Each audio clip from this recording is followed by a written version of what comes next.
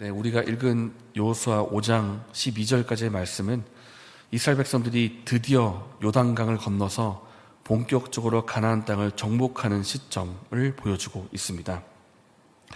우리가 지난주 토요일에 묵상하였던 이 정탐꾼 2명을 보내서 여리고성을 정탐하던 그 시점까지만 해도 아직은 요단강을 건너기 전의 시점이었습니다. 요단강을 건너기 전에 정탐꾼을 보내서 이 여리고성을 정탐하고 온 것입니다. 그러나 이제 오늘 본문 2절에 나오는 그때에라는 표현이 있습니다. 그때에. 이 표현은 이스라엘 백성들이 요단강을 건넌 후의 시점을 보여주고 있고 오늘 본문 중에 아주 중요한 표현 중에 하나입니다.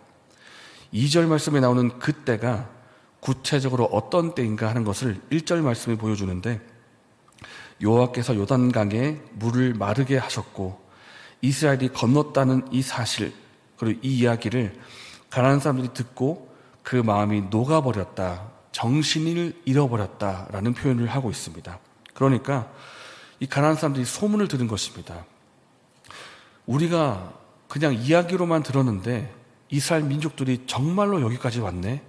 그리고 이제 요단강까지 건넜네? 이 이야기를 듣고는 그 마음의 두려움이 크게 임한 상황이라는 것입니다. 지금의 시점은 가나안 정복이라는 시점에서 볼 때, 그리고 전쟁의 상황이라는 시점에서 볼 때는 굉장히 쳐들어가기에 좋은 시점이라고 할 수가 있습니다.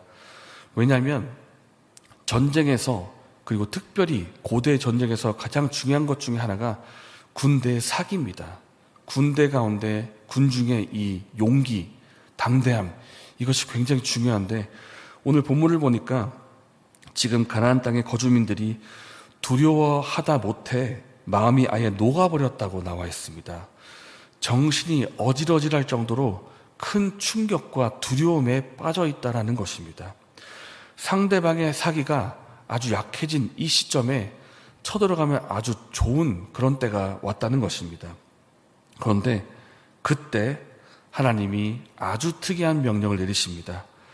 지금 들어가면 참 좋을 텐데 하나님께서 말씀하시기를 지금 이 자리에서 부싯돌로 칼을 만들어서 온 이스라엘 백성에게 할례를 행하라는 것입니다. 2절입니다. 그때에 여호와께서 여호수아에게 이르시되 너는 부싯돌로 칼을 만들어 이스라엘 자손들에게 다시 할례를 행하라 하시매. 하나님께서 할례를 행하라고 명령을 내리시고 할례를 왜 행하는지 하는 것을 4절 말씀에 그 이유를 알려주십니다.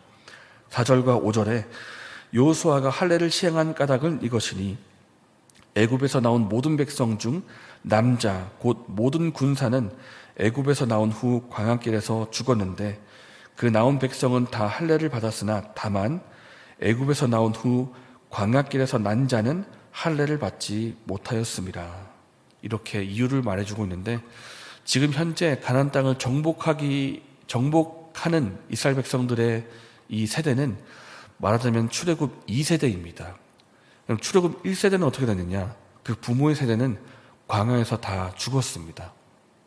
하나님께서 약속의 땅으로 가라고 말씀하셨고 또 갈 수 있도록 약속의 말씀까지도 주셨는데 그들이 믿지 않았고 계속해서 말씀에 불순종했기 때문에 하나님께서 말씀하시기를 너희들은 가나안 땅에 못 들어간다. 너희들은 못 들어가고 그 후손이 들어갈 것이다 라고 하셨기 때문에 여호수아와 갈렙을 제외한 모든 부모들이 광야에서 죽은 것입니다. 이들은 출애굽할 때 할례를 행한 이들이기 때문에 할례 받은 민족이었지만은 이 이스라엘 2세대는 출애굽 2세대의 백성들은 할례를 하지 않은 시점이기 때문에 지금 할례를 행하라 이렇게 말씀을 하신 것입니다. 그런데 여러분 할례가 무엇인지 아시죠? 하나님 백성인 이스라엘이 그 민족성을 나타내고 정체성, 그러니까 우리는 이방인과 달리 하나님 말씀에 순종하는 하나님의 백성이라는 그 정체성을 갖는 것이 할례이고 또 신체적으로 보자면 이스라엘의 모든 남자들의 그 중요한 부분에 표피를 베는 것입니다. 그런데 이 창세기 34장을 보면 할례를 받은 사람들이 어떻게 되는가? 3일 동안 아파서 움직이지 못했다. 그런 표현이 나옵니다. 이것은 전쟁의 상황에서 보면 전쟁터 앞에서 무방비로 내주는 것과도 다름이 없는 것입니다. 만약에 권투를 한다. 권투를 하면 상대방의 이 주먹을 막을 수 있도록 가드를 올려야 되는데 주먹을 다 내리고 무방비 자세로 가만히 있는 것과도 같은 것입니다.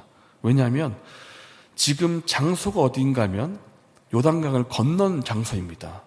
요단강 건너기 전에는 강이 있었기 때문에 어느 정도 그 강을 건널 시간이 필요하지 않습니까? 그러니까 안전하다고 볼 수가 있는데 강을 건너와서 지금 여리고성을 눈앞에 두고서 할례를 행했다라는 것입니다.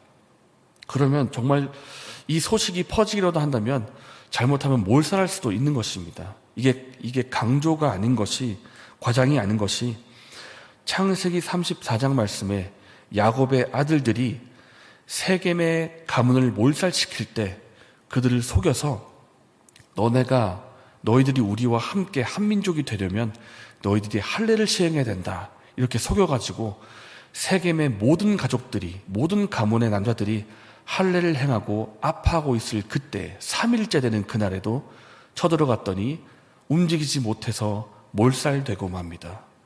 근데 이 일을 이스라엘 백성들에게 행하라고 하나님께서 말씀하신 것입니다. 여호수아가 군대를 이끄는 입장에서 이 말씀을 들었다라고 하면 어떤 생각이 들었겠습니까? 만약에 저라고 한다면 이런 생각 들었을 것 같습니다. 하나님 지금 할례를 행하라고요? 여기서 행하라고요? 진짜요? 아마 이런 생각이 들었을 것 같습니다. 그런데 여호수아도 그렇고 이스라엘 모든 민족도 그렇고 그 말씀에 순종해서 할례를 행합니다. 그것도 부족해서 할례만이 아니라 유월절 가치도 지켜버립니다.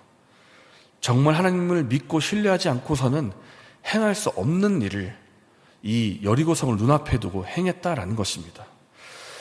이 일에 대해서 하나님께서 이렇게 말씀하십니다. 9절에 내가 오늘 애굽의 수치를 너희에게서 떠나가게 하였다. 너희가 이전에는 애굽 땅에서 노예 생활을 했었고 노예 신분에 있었지만은, 그리고 너희가 이전에는 이방의 우상들을 섬기고 우상 숭배하는 그런 죄에 오염된 모습이 너희에게 있었지만은 이제부터 너희는 진정한 나의 백성이다. 진정한 하나님의 백성이다. 라는 의미로 할례를 행했다라는 것입니다. 가나안 땅을 정복하는 것도 너무나 중요하지만은 어떤 신분과 어떤 목적을 가지고 정복하는가도 굉장히 중요합니다. 지금 이스라엘 민족들은 단순히 약탈하러 가는 것이 아닙니다. 마치 이방의 민족들이 강한 민족이 군사력을 이끌고 약한 민족을 약탈하러 간다, 이런 것이 아니고 하나님께서 약속하신 그 약속의 땅을, 약속의 민족이, 언약 백성이 언약의 땅을 취하러 가는 것입니다. 하나님의 뜻을 이루는 것이고 하나님 나라를 이루러 가는 그런 여정이라는 것입니다. 하나님께서 언약 가운데 말씀하신 그 땅을 들어가는 그 여정에서 너희가 할례를 행해야 된다. 유월절을 지키도록 하라. 이렇게 하셨다라는 것입니다. 우리가 오늘 본문을 통해서 얻을 수 있는 메시지는 이것입니다. 우리의 삶 속에 여러 가지 일들이 있고 일을 해결해야 되고 성공시켜야 되는데 일의 성공과 하나님 말씀에 대한 순종 가운데 어느 것이 더 중요하냐라는 것입니다. 지금 내 눈앞에 있는 문제와 나의 목적을 이루는 것이 중요하냐, 아니면 지금 내 귀에 들려오는 하나님 말씀에 순종하는 것이 더 중요하냐, 어느 것이 더 중요하냐라는 것입니다. 과거에 모세가 하나님과 대화 가운데 이런 말을 하나님께 말씀드린 적이 있습니다. 하나님, 우리와 함께 하지 않으신다면 우리도 가나안 땅에 들어가지 않겠습니다. 하나님, 그 땅이 비록 약속의 땅이라 할지라도 하나님께서 우리와 동행하지 않으신다면 우리도 그 땅 안 들어가겠습니다. 라고 말씀드린 적이 있습니다.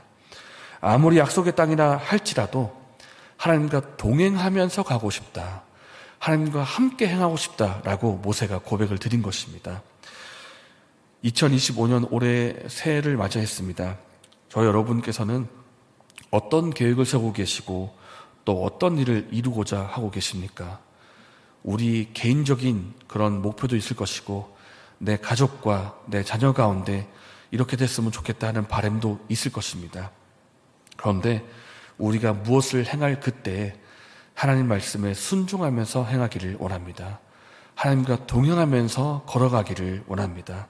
그렇게 할 때 진정으로 하나님이 주시는 은혜와 복을 누릴 것이기 때문입니다.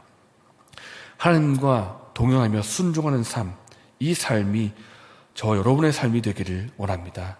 이러한 은혜가 저 여러분에게 있기를 바랍니다. 함께 말씀을 생각하면서 기도하겠습니다. 하나님, 우리의 삶 속에 놓여있는 문제가 있고 일의 그런 목적의 성취가 있는데 일을 성공시키는 것도 중요하지만 우리가 하나님 말씀에 순종할 수 있도록 도와주시옵소서. 하나님의 말씀에 순종하며 하나님과 동행하면서 한 걸음 한 걸음 걸어갈 수 있는 우리의 삶이 되게 해달라고 그렇게 기도하도록 하겠습니다. 이렇게 기도하시고 개인적인 제목을 기도하신 후에 자유롭게 돌아가시겠습니다.